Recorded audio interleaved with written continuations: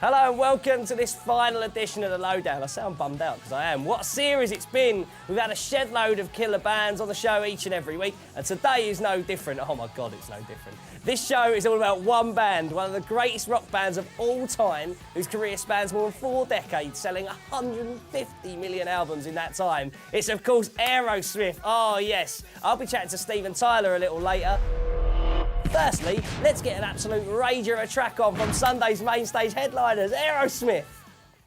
So, as you know, today's show is all about Aerosmith, but we'll still be doing the good old Down Lowell's Big Ten, where someone is going to win the last pair of VIP tickets to download, so don't miss that. Most importantly, stick around for the epic Steven Tyler interview that's full of this. Take another little piece of my heart now. And more of this. Ooh, the storm is raging. And then that.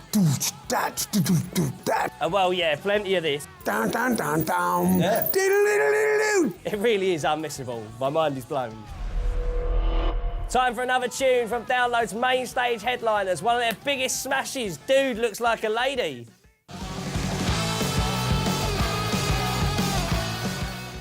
Hello and welcome back to the Lowdown. This week's special guest is, of course, the one and only Steven Tyler.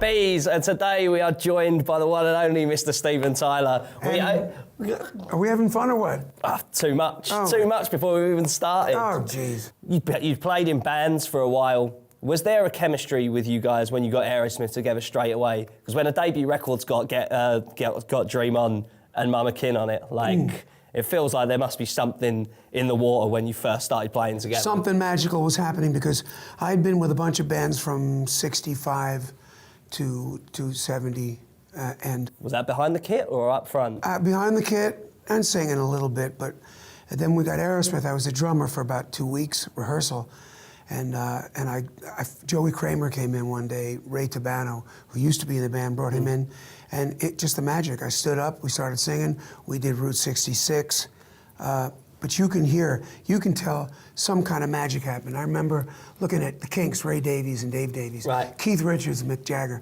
I never had a brother. I needed a brother so bad. Someone to not only bounce off of and look at and think, you're so fucking cool, I'm gonna out-cool you tonight. Along with the bands that we opened up with, they're so fucking cool, but we're gonna out-cool you tonight. We're gonna out-rock your ass. We're gonna make the place go crazy with our music. Those are the kind of early thoughts you had. But mostly it was to have a brother. To be in a band. And I thought, we all looked at, we never once thought we couldn't do it.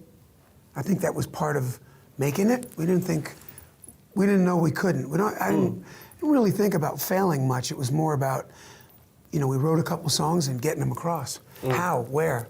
I remember coming to England the first time in like a bus tour, and we looking for blow. We couldn't find blow, and we had to find some weed, and where's the Jack Daniels?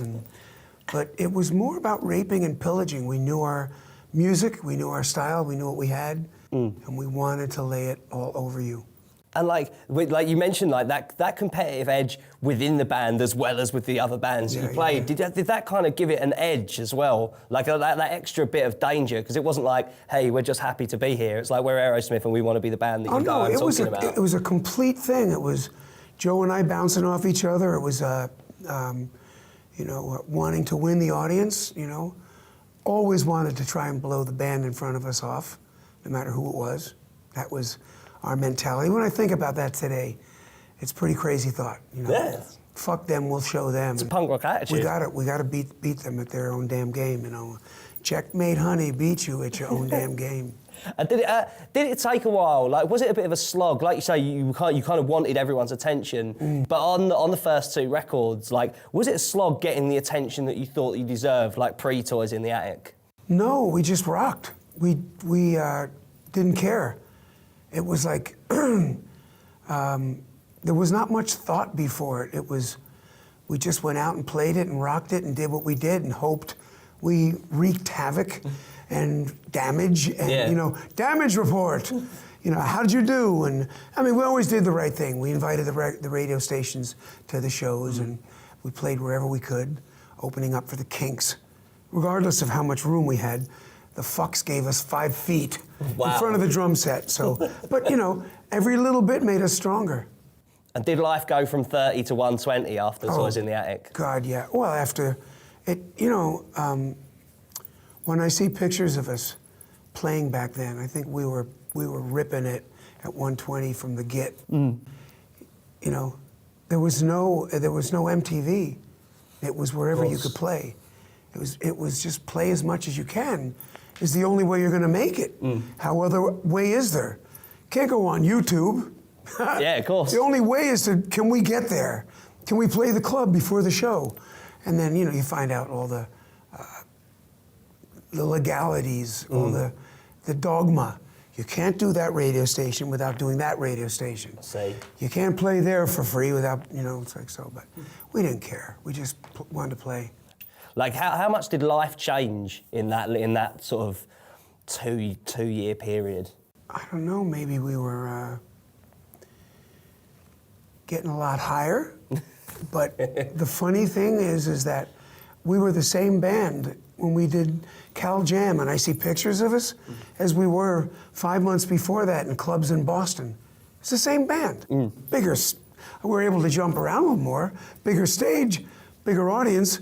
We went from 35 people to 350,000. It was the same band. It always amazes me. I think, it's the same band. So, whatever magic we had in that room, like you say, it just transcended. It transcended. They heard us on the radio. They liked it. And was there a particular period there that life got out of control? You think? Yeah, just a little. You really want me to talk about that? Yeah. Oh, it happens a bunch of times. There's nothing stronger than music. There's no drug stronger than music. There's no feeling stronger than getting laid the first time to, Communication Breakdown, or whatever song it was, Dream On. And you think back to the song and you hear it again now, and it still gives you a boner. You still get, it still evokes the same feelings, whether you saw your babies born to it but that's the good thing about music, So whatever drugs we took or how much we drank, it was all, what are you going to do after you get off stage at Madison Square Garden, play ping pong? Yeah. You're going to go back and snort a line. That's what we did. And, we didn't know any better. We thought that's what you did, Keith did it. Yeah, absolutely. I always thought the mothers of invention, bands like that, Frank Zappa, look where we came from. Yeah. The Grateful Dead. Yeah. That's what we thought. We thought that's what it was.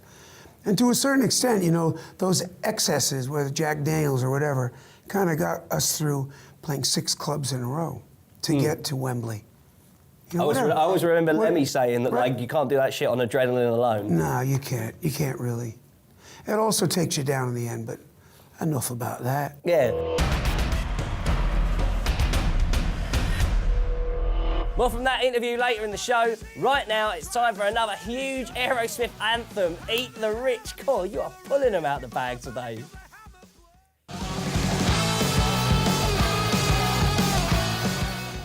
Hello and welcome back to the Lowdown, the official Download Festival TV show with me, Bees. It's part 3, which means it's time for the Downloads Big 10. Ask a silly question, give a silly answer. Best one wins, bring it on. Here we go, last one.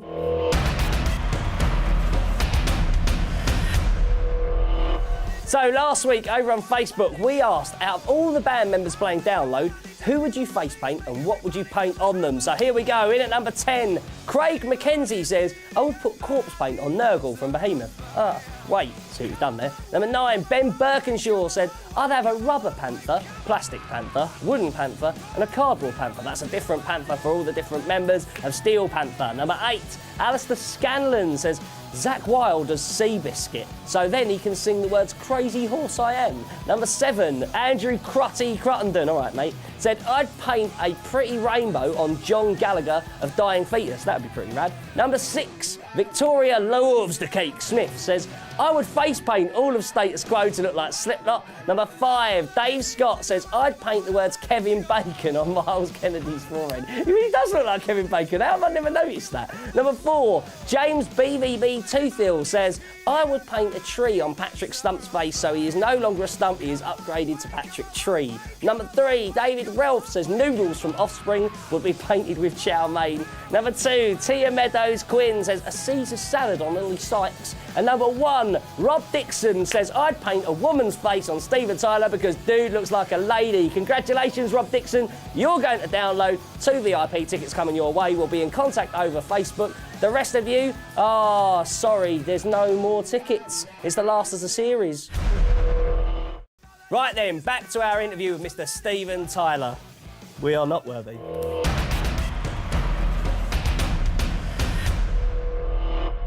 When Joe and Brad left the band for a couple of years, did it kind of cement that Aerosmith like is a gang and a brotherhood, that like it kind of needs all of its components? In the end, the first part of the year, I was so pissed off. I said, what the fuck you leaving for? You know, why would you leave? That's because I wasn't writing lyrics and I wasn't finishing what we would get together in a room and write the songs.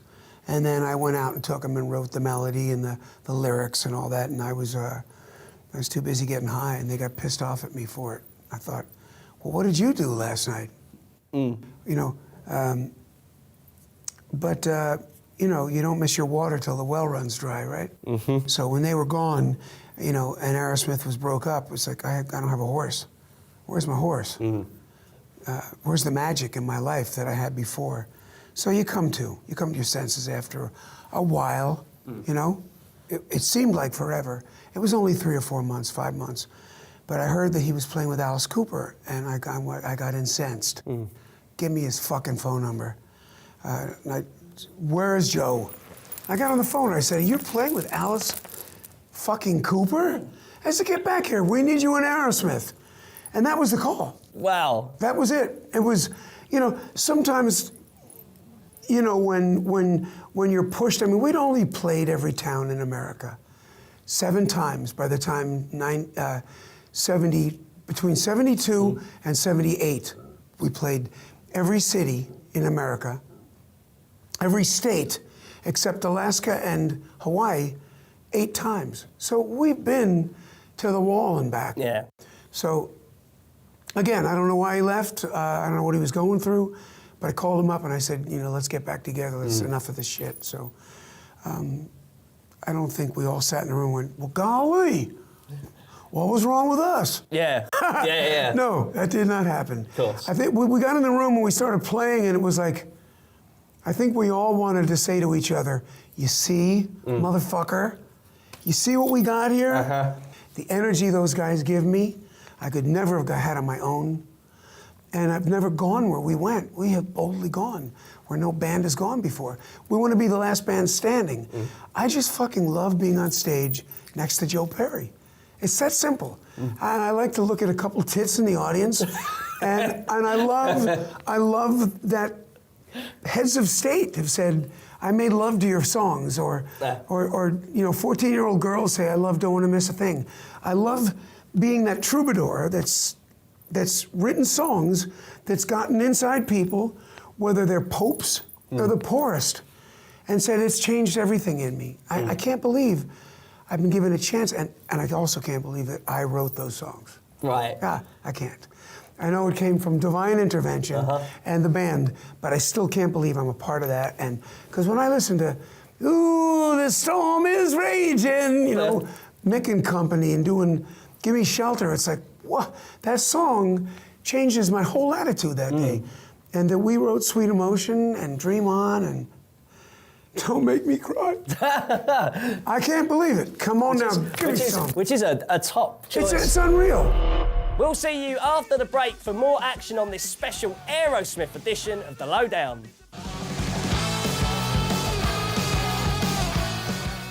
Hello and welcome back to the final part of The Lowdown, the official Download Festival TV show with me, Bees, Steven Tyler.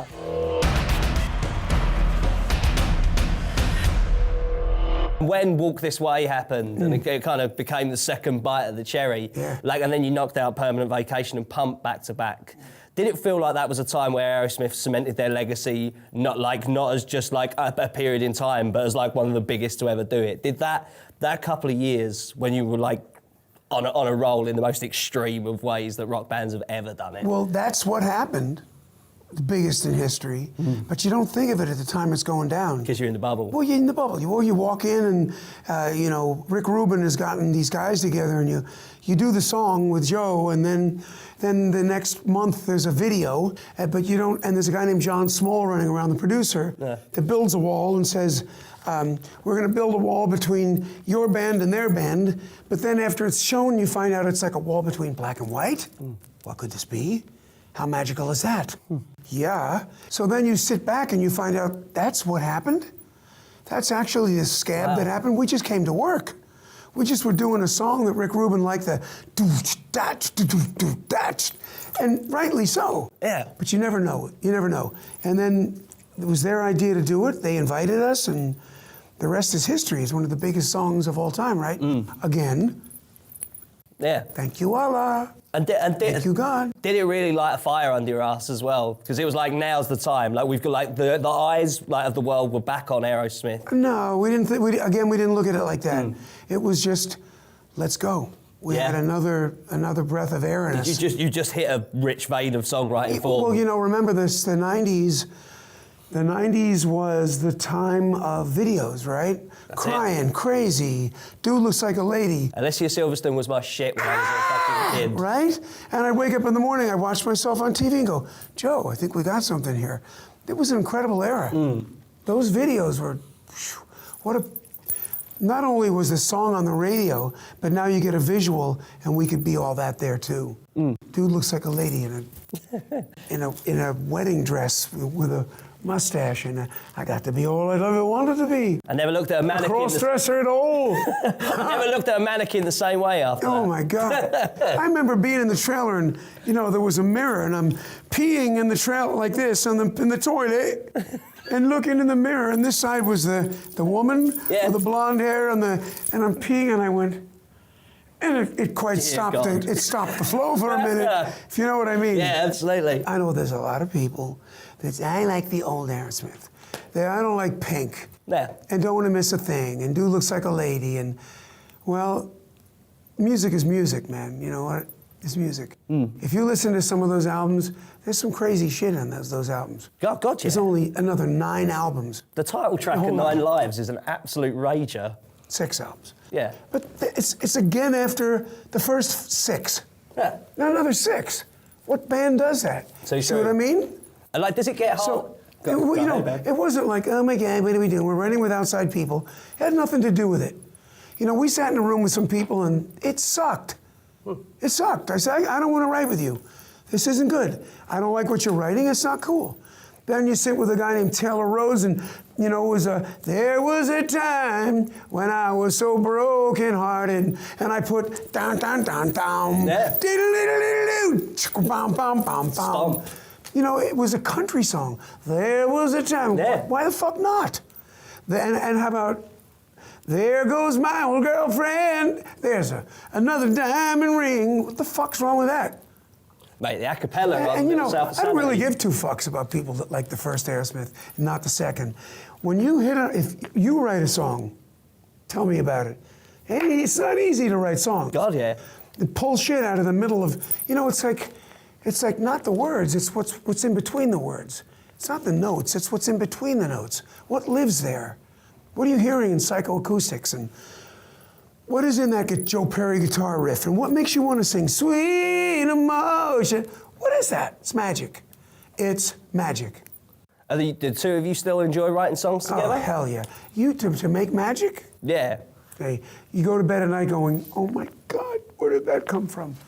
That's the magic. So, the 2 eras, it was just, looking back now, I think just a miracle. It's a miracle that the band actually pulled together again, And then, does it take a while for that magic to come together now? Because it's a big gap between records now with Aerosmith. Does it take a while for the the planets to align, as it were. You know, what has God said? All men are created equal, right?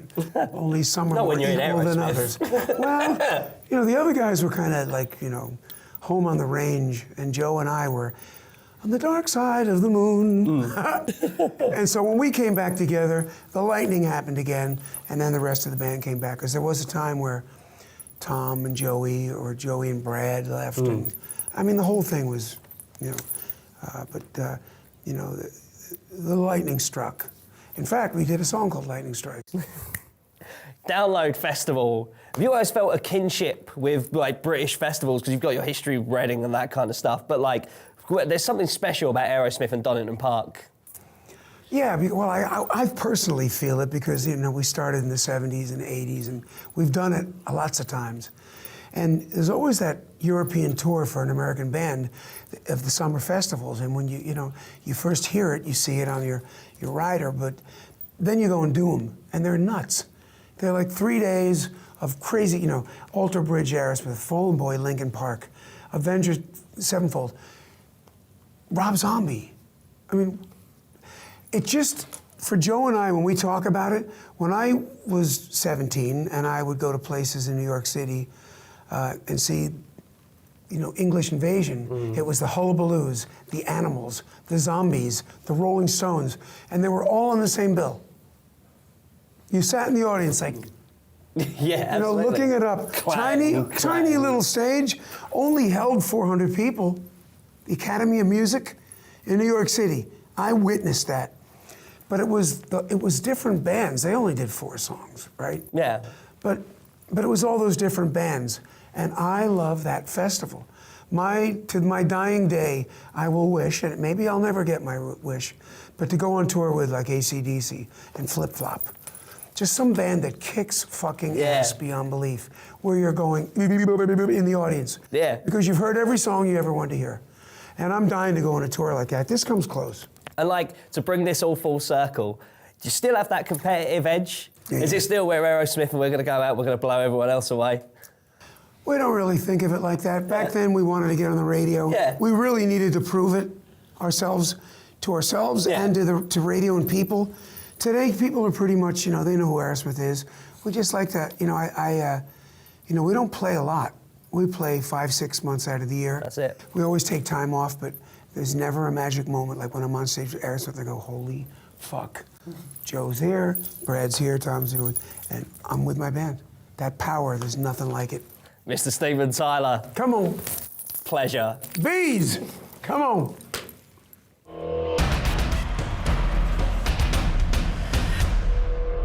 Well, that's the end of the show and the end of this run. I'm actually gutted.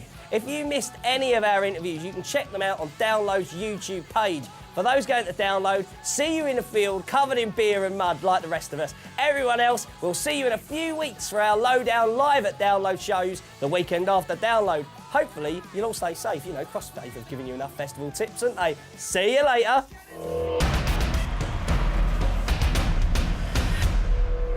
Hands up, we first heard that on Mrs. Diet. To get you amped for the 20 amped up. In this case, it's another question. You cut and paste. I've caught you. I'm not saying tatty bye-byes. I'm not saying it. I just won't say it. Tatty bye-byes.